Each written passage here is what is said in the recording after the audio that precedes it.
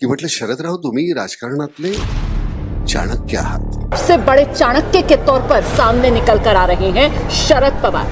NCP के मुखिया शरद पवार को सियासत का चाणक्य कहा जाता है. और फिर से लड़ाई के लिए कमर कस लीजिए. अभी महाराष्ट्र में जीत का झंडा मिलकर गाड़ना है. खाओ माँ कसम. अरे गजब की कौन सी बात हुई आपको? मुझे उम्मीद है अगर महाविकास आघाड़ी की सरकार बनती है इलेक्शंस के बाद तो वो इसको लेकर आश्वासन देंगे. मैं और मेरे साथ महाराष्ट्र की जनता इंतजार करेंगे. लेकिन फैसला तो उद्धव ठाकरे और शरद पवार की राजनीति का होना. ऐसी राजनीति और ऐसा चुनाव और उसके बाद ऐसा जनादेश महाराष्ट्र की राजनीति में एक तूफान लेकर आए. महाराष्ट्र का मेरा एग्जिट पोल महाविकास आघाड़ी के पक्ष में जा रहा है. महाविकास आघाड़ी सरकार बनाएगी ऐसा कम से कम मुझे मतदान के बाद दिखाई दे रहा है. लोगों का जोश है महाविकास आघाड़ी की तरफ. आपको क्या लग रहा है, प्लस पॉइंट क्या है महाविकास आघाड़ी का?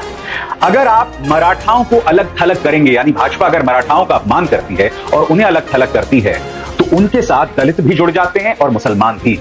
और जब ये जुड़ जाएंगे और साथ में कुछ अन्य पिछड़ी जातियां भी, तो आघाड़ी को जीतने से कोई नहीं रोक सकता. इसके मुझे विश्वास है कि महाराष्ट्र की जनता इस धोखे, छद्म और ये जो खुल के डकैती हो रही है इसको नकार देगी. पर ये बहुत स्पष्ट है कि महाराष्ट्र की जनता महाविकास आघाड़ी को विजयी बनाएगी और हमें एक सिंपल मेजोरिटी से हमें सरकार बनाने का फिर से मौका मिलेगा. मुख्यमंत्री शिवसेना का बनेगा. हमने कहा कि अगला मुख्यमंत्री महाराष्ट्र में शिवसेना से होगा.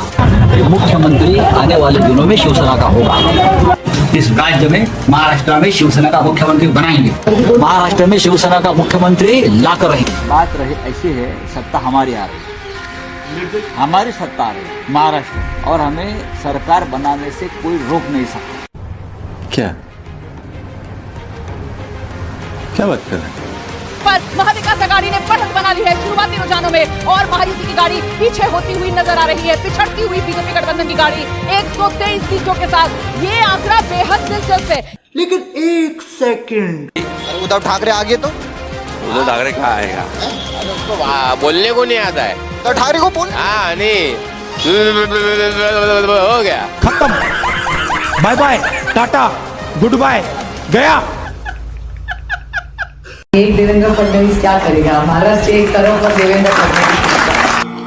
मेरा पानी उतरता देख मेरे किनारे पर घर मत बसा लेना. मैं समंदर हूँ, लौट कर वापिस आऊंगा. महाराष्ट्र में बीजेपी गठबंधन की ऐतिहासिक जीत हुई है. महायुति की आंधी में महाविकास आघाड़ी की गाड़ी पर ब्रेक लग चुका है और ये भी साबित हो गया महाराष्ट्र में महायुति ही बाहुबली है.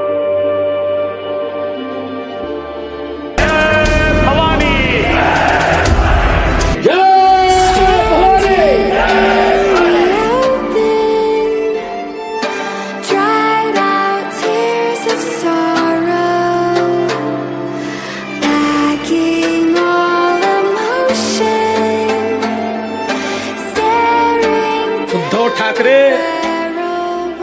फड़तूस नहीं कारतूस हूं मैं. झुकेगा नहीं साला, घुसेगा घुसेगा. सुनने हुए सिंह कुत्ता भी ना पेशाब करेगा औरंगजेब की पहचान पर. अब तो तिरंगा लहराएंगे पूरे पाकिस्तान पर.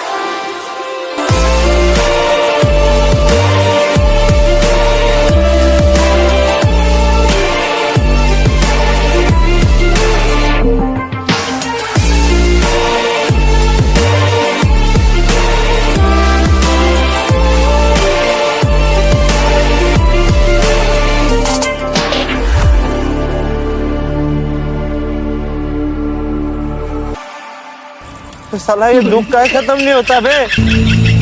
कोई उम्मीद वर नहीं आती, कोई सूरत नजर नहीं आती. मौत तो एक दिन मुअय्यन है, नींद रात भर क्यों नहीं आती. पहले आती थी खाले दिल पे हंसी, अब किसी बात पे नहीं है.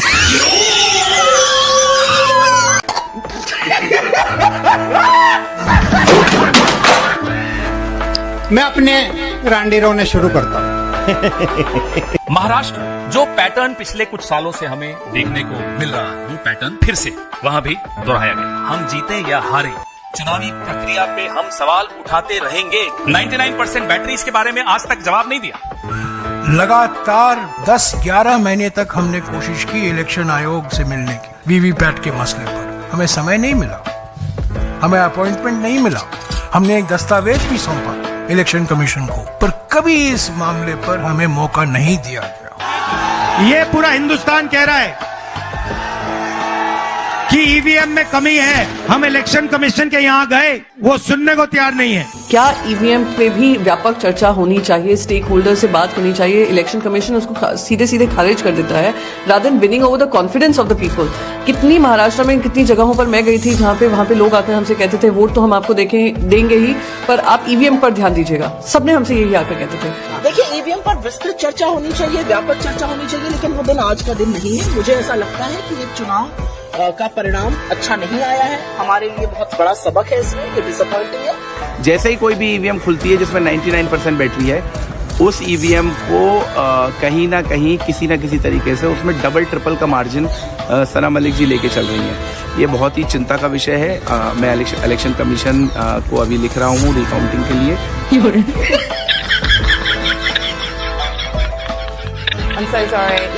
भाई यहाँ पे क्या हो रहा है? भाई यहाँ पे क्या हो रहा है? भाई अद्भुत, अकल्पनीय, अविश्वसनीय। महाराष्ट्र के चुनावों के नतीजों के बारे में दोस्तों यही कहा जा सकता है। ये मुंह से सुपारी निकाल के बात कर रहे हैं। मगर यहाँ पर हार नहीं है।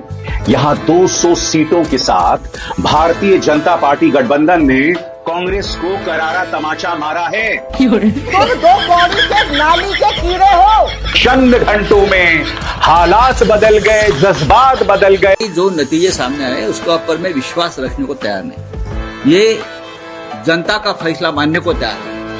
ये मुंह से सुपारी निकाल के बात कर रहे बाबा।